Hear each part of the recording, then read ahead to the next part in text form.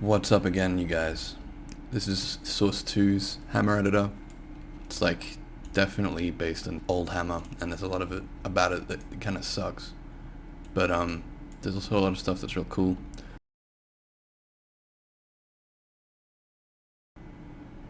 Once you drag it out, curiously enough, it doesn't take the missing dimension from the previous brush like old Hammer did, which I think is bad.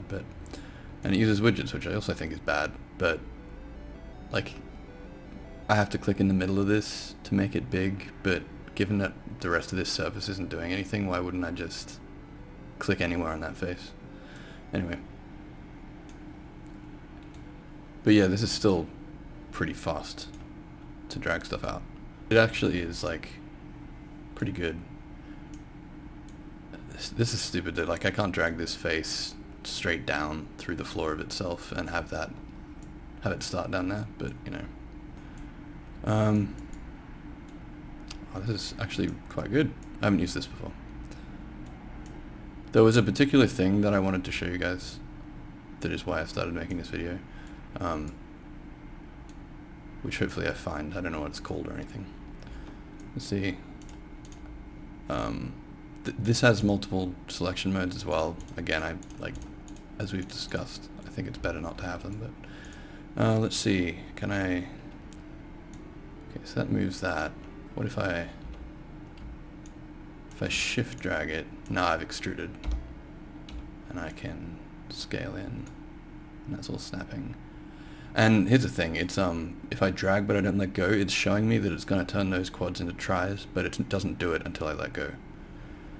Let's try this again. How do I switch from world to local? Whoops, I opened the console. I don't know what that's about.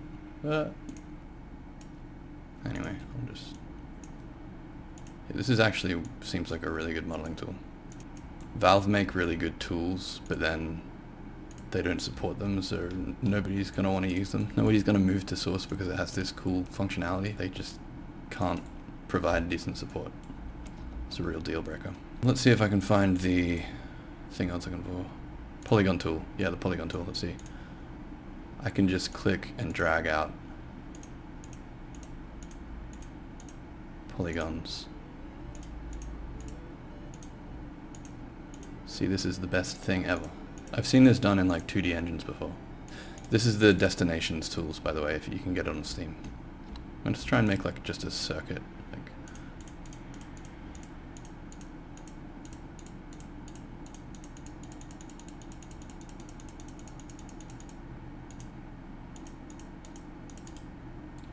done.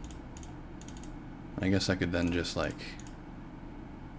select faces of it. I guess for this to be useful, you'd really want to add like divisions, but look at that, amazing. And then you can decrease subdivision, so that's good. Clipping tool. The clipping tool was really good in Source, and I guess going back to Quake. Let's see if it's good here.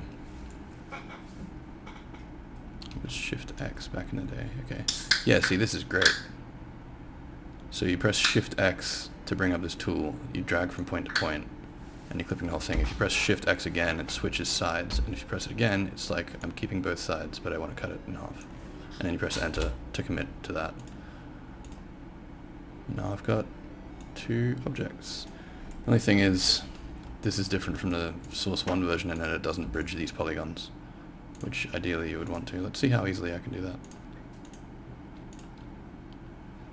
Bridge. Whoa, okay, I bridged it with an arch. Presumably there's a... Okay, wow, that's really cool. Interpolated bridge. So that's really cool. I would want that. How does it do displacements? Modify subdivided faces using brush tools. Okay. Do I just take a face, and subdivide it? And then use this. Oh, I do. Nice. So that's cool. This is quite similar to landscape tools, but you can do it on any face, so that's way better. Let's go with this. Apply current material. So alt right click still works, which is what ProBuilder calls auto stitch. Let's see.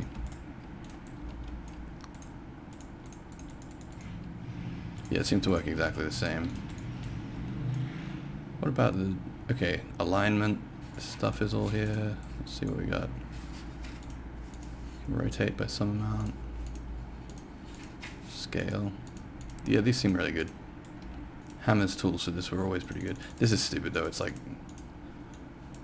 I'm used to, anytime in Unreal that there's a little float field like this, you can drag it like a slider, and that really helps. But here you've got to use these tiny little arrows or put a number in manually. Alright, cool. Think about that stuff when you're making stuff.